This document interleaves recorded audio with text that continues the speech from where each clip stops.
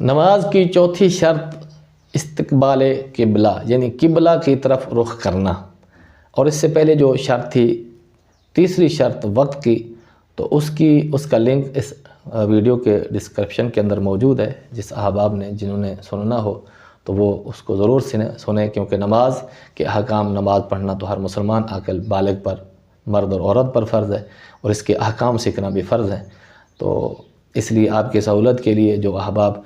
مدارس تک نہیں جا سکتے دین سیکھنے کے لیے، ان کے لیے سوشل میڈیا اور مستند علماء کرام کے بیانات آپ ان سے بالکل سیکھ سکتے ہیں۔ تو یہ چوتھی شرط جو ہے وہ استقبال قبلہ یعنی قبلہ کی طرف رخ کرنا، یہ بھی شرط ہے۔ نماز شروع کرنے سے پہلے پہلے طہارت، ستر عورت، اور اس کے بعد پھر وقت تھا، اور وقت کے بعد پھر آیا ہے یہ قبلہ کی طرف رخ کرنا۔ تو قبلہ کی طرف رخ کرنا بھی شرط ہے۔ اگر کوئی شخص طہارت، ستر عورت وغیرہ ساری شرائط پوری کر لے لیکن قبلہ کی طرف رخ نہ کرے، غیر قبلہ کی طرف رخ جان بوجھ کر پتہ ہے اس کو اس طرف قبلہ نہیں ہے، تو نماز پڑھنے سے نماز اس کی نہیں ہوگی، کیونکہ یہ بھی قبلہ کی طرف رخ کرنا بھی شرط ہے۔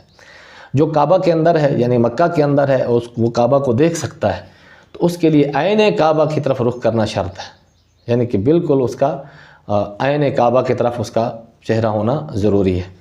اور جو درمیان میں کوئی چیز، دیواریں یا عمارتیں یا کوئی چیز حائل ہو گئی اور کعبہ نظر نہیں آ رہا، تو اس کے لیے سمت کعبہ کی طرف رخ کرنا کافی ہے۔ جیسے ہمارے ہاں پاکستان کے اندر یا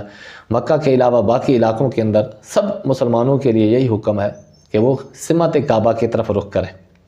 تو سمت کعبہ کے لیے کہ آج کل جدید دور ہے، ساری چیزیں موجود ہیں، سمت کعبہ بتانے والے قبلہ نما بھی موجود ہیں،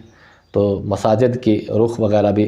انہی کی طرف کیے ہوتے ہیں۔ تو اس کے لیے کہ پیشانی سے اس سامنے والے ایریے سے کسی جگہ سے بھی ایک تیر اگر نکالا جائے سیدھا، وہ کسی نہ کسی کعبہ کی فضا میں سے یا کسی کونے میں سے گزر جائے، تو اس کے لیے اتنا ہی کافی ہے سمت کے لیے۔ عین کعبہ کی طرف رخ کرنا شاید ہمارے لیے مشکل ہو جائے گا، کیونکہ ایک تو بہت دوری پر واقع ہے، اور دوسرا سامنے نظر نہیں رہا، تو اس لیے فقہاء کرام نے، شریعت مطہرہ نے آسانی فرمائی کہ اس کی سمت کی طرف رخ کر لیا جائے۔ اللہ نے بھی یہی حکم ارشاد فرمایا۔ تو اگر اس کا انحراف کعبہ سے ہو جائے دائیں طرف یا بائیں طرف، تو فقہاء کرام نے فرمایا کہ 45 ڈگری تک بھی اندر، اگر 45 ڈگری کے اندر اگر اس کا انحراف ہوگا تو اس کی پھر بھی نماز ہو جائے گی۔ دائیں طرف ہو جائے انحراف یا بائیں طرف 45 ڈگری کے اندر رہتا ہے تو اس کی نماز ہو جائے گی، کیونکہ ایسی صورت میں 45 ڈگری کے اندر اس کے پیشانی سے اگر کوئی بھی ایک سیدھا تیر نکالا جائے تو وہ کعبہ کی فضا میں سے کسی نہ کسی فضا میں سے ضرور جا کر گزرے گا، تو اس کا یہ سمت کعبہ کا حکم اس پر نافذ ہو جائے گا، اس کی نماز ہو جائے گی۔ ایک شخص ہے کہ وہ قبلہ اس پر مشتبہ ہو گیا۔ مشتبہ ہونے کا مطلب یہ ہے کہ اس کو پتہ نہیں چل رہا کہ کعبہ کس طرف ہے۔ بعض اوقات خود میرے ساتھ بھی کئی مرتبہ ایسے ہوا ہے، بڑے شہروں میں جاتے ہیں تو جو ہے وہ قبلہ مشتبہ ہو جاتا ہے، وہاں پر بتانے والے موجود ہیں، تو پھر تو ان سے پوچھ کر ہی نماز پڑھے، کہ قبلہ کی سمت پوچھے کس طرف ہے تو اس طرف نماز پڑھے۔ اگر بتانے والے موجود نہیں ہیں تو پھر مساجد کو دیکھ لے، اسٹیشن وغیرہ پر قبلہ کا رخ کے لیے وہاں پر نشاندہی کی ہوتی ہے، تیر وغیرہ لگے ہوتے ہیں، قبلہ اس طرف ہے تو اس کے مطابق نماز پڑھے۔ اور اگر وہ بتانے والا بھی کوئی نہیں ہے، نشان بھی کوئی نہیں ہے، مساجد بھی وہاں پر موجود نہیں ہے، اور جو احباب موجود ہیں وہ سارے اپنی سمت بتاتے ہیں، کوئی اس طرف کوئی اس طرف، اور کوئی دوسرے کی ماننے کے لیے تیار نہیں ہے، تو ایسی صورت میں وہ ہر ایک اپنی تحریک کرے گا۔ اگر ایک شخص ہے تو وہ خود اپنی تحریک کرے گا، تحریک کا معنی غور و فکر کرے گا کعبہ کس طرف ہے، جس طرف اس کا دل جم جائے کہ ہاں کعبہ اس طرف ہے تو وہ اسی طرف ہی نماز پڑھے تو اس کی نماز ہو جائے گی۔ فَأَيْنَمَا تَوَلَّوْا فَثَمَّ وَجْهُ اللَّهِ، اللہ نے ارشاد فرمایا جس رخ بھی تم